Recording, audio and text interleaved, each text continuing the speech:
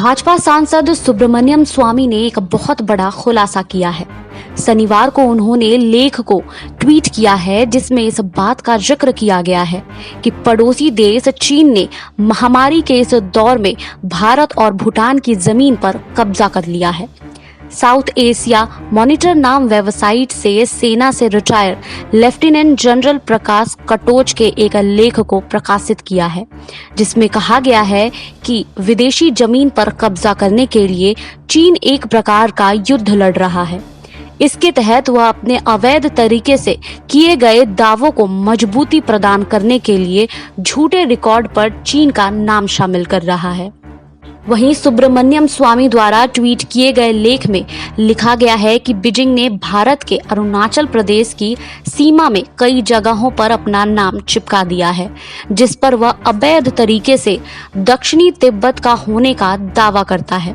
नवंबर 2020 के दौरान मीडिया में प्रकाशित खबरों का हवाला देते हुए लेख में लिखा गया है कि चीन ने भूटान की दक्षिणी पश्चिमी सीमा के ठीक अंदर तोरसा नदी के किनारे पंगड़ा नामक एक गांव बसाया है। वहीं लेख में उस फोटो का भी जिक्र किया गया है जिसे सोशल मीडिया पर सेन सेबई के एक सीनियर प्रोड्यूसर ने CGNT न्यूज के साथ डोकलाम क्षेत्र में बसाई गई सो बस्ती की सटीक जानकारी दी गई। हालांकि बीजिंग और थिम्पू दोनों ने इससे इनकार कर दिया है। वहीं महामारी को लेकर इस लेख में भी चर्चा की गई है जिसमें कहा गया है कि वर्ष 2015 से चीन सार्स वायरस को जैविक हथियार बनाने के लिए फिराक में है। इसके साथ उसने बुनियादी चिकित्सा स्वास्थ्य को ध्वस्त करने वाले वायरस का इस्तेमाल कर जैविक हमला किया है। हालांकि शुरुआती दौर में इसके संक्रमण से वह भी आक्रांत रहा, लेकिन बहुत ही कम समय में उसने खुद को संक्रमण से मुक्त कर लिया। लेख में इस बात का भी जिक्र किया गया है कि चीन ने दुनिया पर जैविक हमला करने के लिए सुनियोजित तरीके से योजना बनाई है।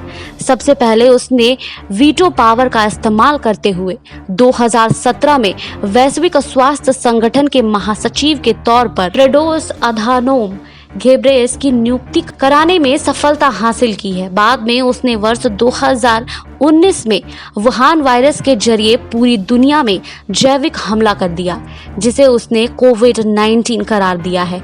लेख में कहा गया है कि चीन के द्वारा वुहान वायरस के जरिए किए गए इस जैविक हमले से दुनिया के अलग अलग देशों में भिन्न भिन्न प्रकार के म्यूटेशन सामने आने लगे हैं जिस पर बीजिंग का ध्यान हमेशा केंद्रित है।